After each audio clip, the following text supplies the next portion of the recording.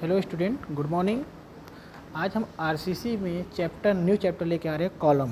ठीक है, तो कॉलम क्या होता है? कॉलम सबसे पहले हमें पता होना चाहिए कॉलम होता है क्या है। कॉलम एक ऐसी संरचना होती है, कॉलम एक हमारी ऐसी संरचना होती है जिस पर हमेशा क्या होता है, एक्सियल लोड कार्य करता है। ठीक है, किस टाइप का लोड कार्य करता है? एक्सियल लोड कार्य करता है। ठीक, तो ऐसी संरचना जिस पर वर्टिकल या सम अच्छी भार कार्य करता है उसे हम क्या कहते हैं? कॉलम कहते हैं। और कॉलम की सबसे बड़ी पहचान क्या होती है? कॉलम की सबसे बड़ी पहचान होती है कि अगर हमको कॉलम को मेजरमेंट करना है तो आप देखिए, जैसे ये कॉलम है, ठीक, तो इसका जब टॉप व्यू देखेंगे इस टाइप का होगा, तो बी इंटू डी होगा। पी डी जो भी आप समझना चाहते हैं समझ लीजिए। तो इसमें क्या होता है कि अगर एल का मान क्या है, एल का मान चौड़ाई के 3 गुने से क्या है, अधिक होती है, चौड़ाई से 3 गुने अधिक होती है तो वो हमारा कॉलम कहलाता है।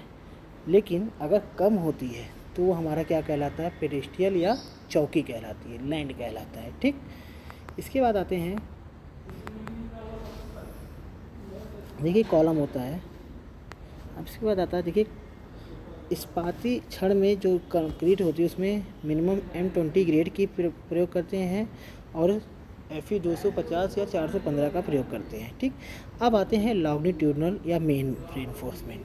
अब देखिए जैसे कॉलम है, कॉलम में ये हमारा क्या होता है,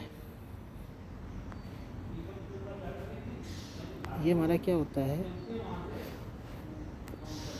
जो आपको रेड कलर की लाइन दिख रही है, ये हमारा क्या होता है? मुख्य भार कहलाता है। ठीक है, मेन भार कहलाता है। और जो ये हमारा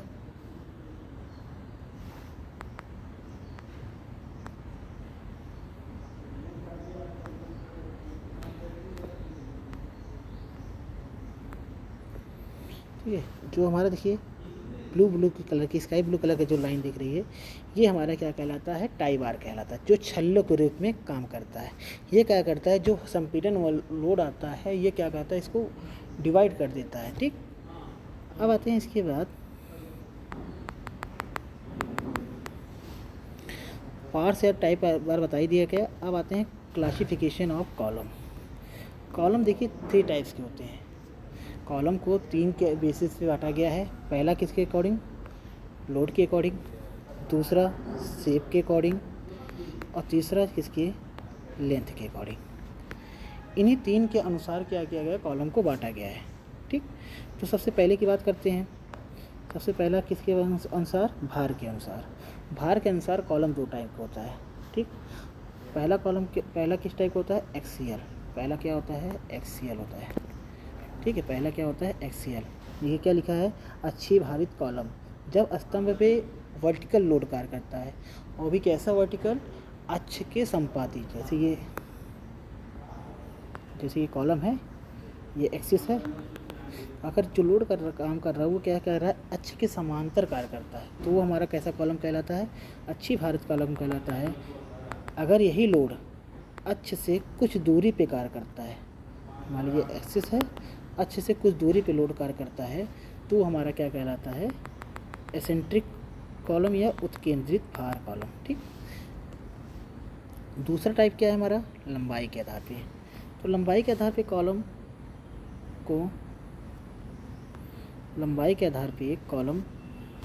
क्या होता है? 2 टाइप का होता है। एक होता है शॉर्ट कॉलम और एक होता है लॉन्ग कॉलम। अब कैसे मेजरमेंट करते हैं शॉर्ट कॉलम? देखिए, जब L/B का मान 12 से कम होता है, ठीक है, L/B का मान 12 से कम होता है तो वो हमारा शॉर्ट कॉलम कहलाता है। अगर यही मान L/B का मान 12 से अधिक हो जाता है तो वो हमारा कहलाता है लॉन्ग कॉलम। ठीक, तीसरा टाइप हमारा क्या है? आकार के अनुसार। आकृति के अनुसार क्या होता है? जैसे मान लीजिए अगर कॉलम का शेप हमें स्क्वायर दिख रहा है तो स्क्वायर होगा, रेक्टेंगुलर दिख रहा है तो रेक्टेंगुलर होगा। ठीक, सर्कुलर दिख रहा है तो सर्कुलर दिखेगा। तो देखिए, जब स्क्वायर की बात करेगा तो हमेशा इसमें जो प्रबलन छड़ डाली जाती है, मुख्य प्रबलन छड़ जो होती है वो हमारी 4 डाली जाती है, और रेक्टेंगुलर की जब बात होगी तो उसमें 6 और सर्कुलर में 6 या 8। ठीक, उसी तरह हेक्सागोनल होता है, ऑक्टागोनल होता है, इतनी टाइप के क्या होते हैं हमारे कॉलम होते हैं। फिर आते हैं कुछ, हम आपको क्या बताते हैं शब्दावली, मतलब कुछ डिफिनीशन है जो आपको जानना ज़रूरी होता है। सबसे पहली जो डिफिनीशन हमारी बता रही क्या है, वास्तविक लंबाई। ठीक है, तो वास्तविक लंबाई क्या होता है, जहाँ से कॉलम हमारा फिक्स होता है और जहाँ इसका एंड होता है, दोनों तरफ का जो एक्चुअल लेंथ होती है वही हमारा क्या कहलाता है, वास्तविक कॉलम कहलाता है। ठीक, उसके बाद आता है प्रभावी लंबाई।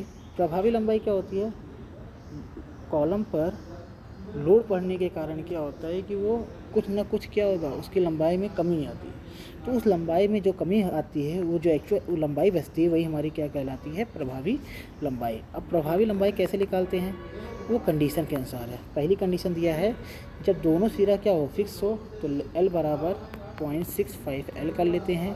ठीक है, अगर एक सिरा आबद्ध है और दूसरा क्या कह रहा है, हिंजदार है, कब्जेदार है। ठीक है, जैसे क्या है, एक सिरा क्या कर दिया, फिक्स कर दिया, ठीक, और दूसरा सिरा क्या कर दिया, कब्जेदार कर दिया। ठीक, तो उस समय कंडीशन में L बराबर कितना रखना है, 0.8 L। ठीक, उसके बाद आते हैं दोनों सिरे अगर कब्जेदार हैं, माने अगर ये भी कब्जा है और ये भी कब्जा है, तो उस कंडीशन पे L बराबर कैपिटल L के बराबर लिया जाएगा। ठीक, तीसरा हमारा क्या आता है, चौथा हमारी जो कंडीशन है वो क्या कर रहा है, एक सिरे में क्या है, फिक्स है, और दूसरा फिर हमारा क्या कर दिया, टोटल मुक्त कर दिया। तो उस कंडीशन में L बराबर 2L लेते हैं। ठीक है, ठीक है डियर स्टूडेंट। अब आते हैं न्यूनतम पार्श्व माप, कुछ और डिफिनीशन है उसको जान लेते हैं। अब देखिए न्यूनतम पार्श्व माप क्या होता है, कॉलम के काट की चौड़ाई अथवा मोटाई में जो क्या होता है, न्यूनतम होता है, वही कॉलम की न्यूनतम पार्श्व कहलाती है। जैसे मान लीजिए कॉलम है और इसकी क्या है, इसकी कुछ चौड़ाई होगी और इसकी कुछ क्या होगी, मोटाई होगी।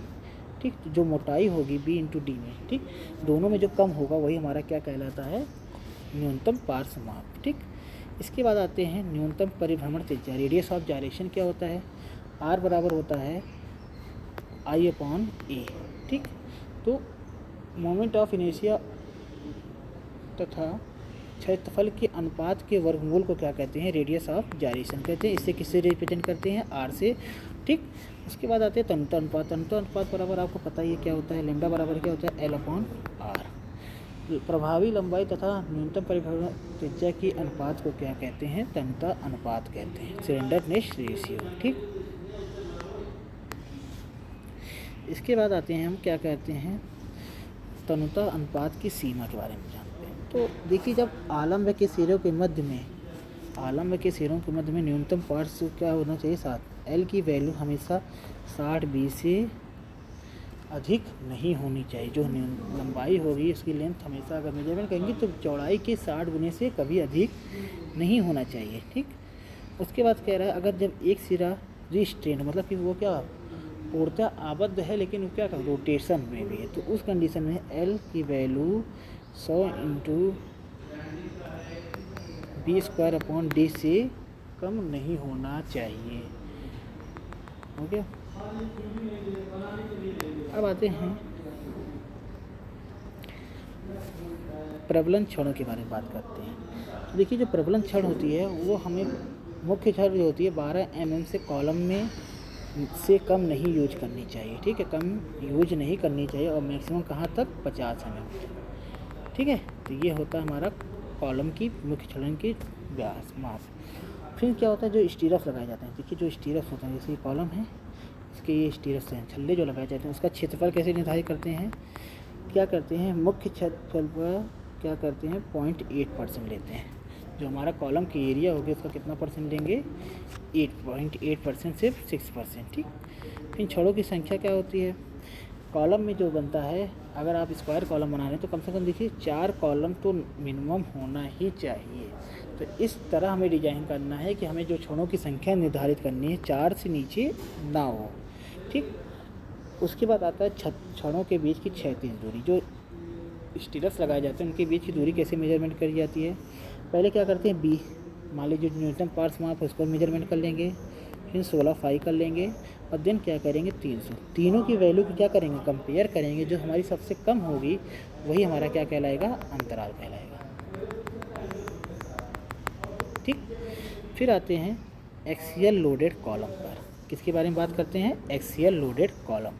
तो एक्सियल लोडेड कॉलम आपको बताया गया है जब L/B का मान क्या होता है 12 से कम नहीं होता है तो वो हमारा क्या होता है 12 से कम होता है तो वो हमारा शॉर्ट कॉलम कहलाता है। ठीक, अब देखिए आपके सिलेबस में सिर्फ एक्सियल लोडेड कॉलम के बारे में ही बात किया गया है, शॉर्ट कॉलम के बारे में ही डिस्कस किया गया, लॉन्ग कॉलम के बारे में डिस्कस नहीं किया गया है।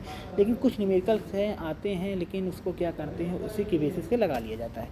ठीक, अब देखिए सबसे पहले हमें पता होना चाहिए कि लघु जो सामर्थ्य कैसे लिखाते हैं, किस सूत्र के द्वारा लिखाते हैं। ये हम जो भी पढ़ रहे हैं ये हम LSM के द्वारा ही पढ़ रहे हैं। तो PU बराबर होता है 0.4 FCK into AC into plus 0.6 FY ASC। क्या होता है PU बराबर? लघु सामर्थ्य की लघु कॉलम की जो सामर्थ्य होती है PU बराबर कैसे निकालते हैं हम? 0.4 FCK into AC plus 0.6 FY ASC। अब देखिए ASC क्या होता है? ASC होता है एरिया ऑफ स्टील। ठीक है, जो हम इस बात का प्रयोग कर रहे हैं उसका क्षेत्रफल। AC क्या होता है? कंक्रीट का क्षेत्रफल। ठीक, FCK क्या होता है? कंक्रीट की अभिलाक्षणिक सामर्थ्य। FY क्या होता है? इस्पात का अभिलाक्षणिक या पराभव प्रतिबल। ठीक, इसके बाद आते हैं क्या बात करते हैं जब देखिए जब कॉलम में क्या होगा सर्कुलर कॉलम रहेगा तो उसमें कुंडली हमारी बनी रहेगी, जो छल्ले डालेंगे तो सर्कुलर के रूप में रिंग के फॉर्म में होंगे। तो उस कंडीशन में जो हमें सामर्थ्य निकालना होगा, जो सामर्थ्य का सूत्र है उसमें क्या करेंगे 1.05 से मल्टीप्लाई कर देंगे तो हमारा स्पाइरल बार का निकल आएगा सामर्थ्य। ठीक, उसके बाद आते हैं कॉलम में समस्याएं। कॉलम में 2 टाइप की प्रॉब्लम होती है, एक होती है फर्स्ट प्रॉब्लम और दूसरी होती है सेकेंड प्रॉब्लम। फर्स्ट प्रॉब्लम में जब हम P की गणना करते हैं, सामर्थ्य की गणना करते हैं तो वो हमारी पहली प्रकार की समस्या कहलाती है। जब क्या करते हैं डिजाइन करते हैं किसका? कॉलम का। क्या करते हैं? डिजाइन करते हैं कॉलम का, तो वो हमारा कहलाता है सेकेंड टाइप की समस्या। जैसे अभी पहली प्रकार की समस्या आपको सामने दिया गया है, इसमें देखिए क्या है, सामर्थ्य की गणना करना है तो वो हमारी क्या कहलाती है? पहली प्रकार की समस्या। तो हमें सबसे पहले क्या करना है?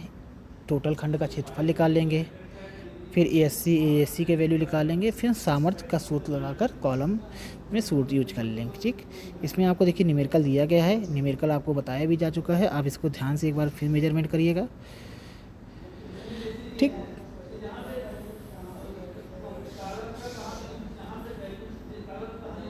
तो आप लोग एक बार इसको ज़रूर लगाइएगा न्यूमेरिकल, क्योंकि आपको बताया गया है, लेकिन हम एक बार आपको यहाँ पर ओरली बता ही देते हैं। एक्चुअली देखिए क्या है, जैसे क्या दिया है, एक कह रहा है वर्गाकार कॉलम है। कैसा कॉलम है? वर्गाकार कॉलम है, जिसकी माप कितनी दिया है 400x400। इसमें क्या कह रहा है 16 mm की 4 छड़ें गए। तो ASC की वैल्यू हमें पता चल गई, ASC बराबर 16 गुणे कितनी छड़ें? 4 गुणे π/4। जैसे वृत्त का क्षेत्रफल निकालते हैं वैसे निकालते हैं, लेकिन इसमें नंबर ऑफ बार कितने दी हैं? 4। तो उसका जब सूत्र निकालेंगे तो ASC की वैल्यू आ जाती है हमारी 804। ठीक है, इतना हो गया। इसके बाद क्या निकालना है कि कह रहा है कि कॉलम की प्रभावी लंबाई 3 मीटर है। L की वैल्यू कितनी दे दिया है? 3 मीटर। ठीक, M20 का प्रयोग करना है और FE 250 का यूज करना है। ठीक, जब M20 की बात होती है, ठीक है, जब M20 की बात होगी तो M20 बराबर FCK का मान हो जाएगा 20 न्यूटन पर mm²। ठीक, और उसी तरह जब FE 250 दिया है तो FY की वैल्यू हो जाएगी 250 न्यूटन पर mm²। ठीक, अब आते हैं हमें निकालना क्या है? P की वैल्यू कैलकुलेट करना है। तो स्टेप फर्स्ट क्या होता है? पहले कुल क्षेत्रफल। कॉलम का माप कितना दिया? 400 के 400। एरिया, टोटल एरिया निकाल लिया। फिर क्या, जब एरिया पता चल गया और हमें पता चल गया क्या? ASC पता चल गया। ठीक, तो क्या पता, हमें क्या नहीं पता है? क्या नहीं पता है? सिर्फ AC। तो AC की वैल्यू के लिए क्या बताया है?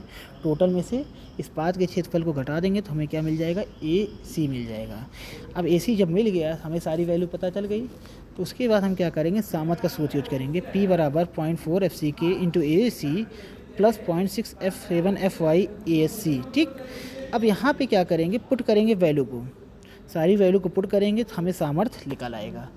जब सामर्थ्य निकल आएगा तो हमें कहीं किसी सवाल में पूछता है कि सेफ लोड क्या होता है। तो सेफ लोड क्या करते हैं? जो कंक्रीट का फैक्टर ऑफ सेफ्टी गुणांक आपको बताया गया है 3.5 होता है और स्टील का 1.15 होता है। किस विधि के द्वारा? एलएसएम की विधि के द्वारा। कंक्रीट के लिए कितना होता है? 1.5 और कंक्रीट के लिए कितना होता है? 1.5 और स्टील के लिए होता है 1.15। ये किस विधि के द्वारा है? एलएसएम विधि के द्वारा। ठीक, तो उसके द्वारा क्या करेंगे, टोटल में से क्या करेंगे, जितना फोर्स है उसको डिवाइड कर देंगे तो हमारा क्या निकल आएगा? सुरक्षा भार। इसी तरीके से आपको सारे सवाल लगाना है जिसमें इसमें दिए हैं 2-3 सवाल। उसके बाद नेक्स्ट क्लास में हम आपको बताएंगे प्रीकास्ट स्ट्रक्चर के बारे में, जो न्यू एक चैप्टर लेके आएंगे आपके लिए। Thank you class. ठीक।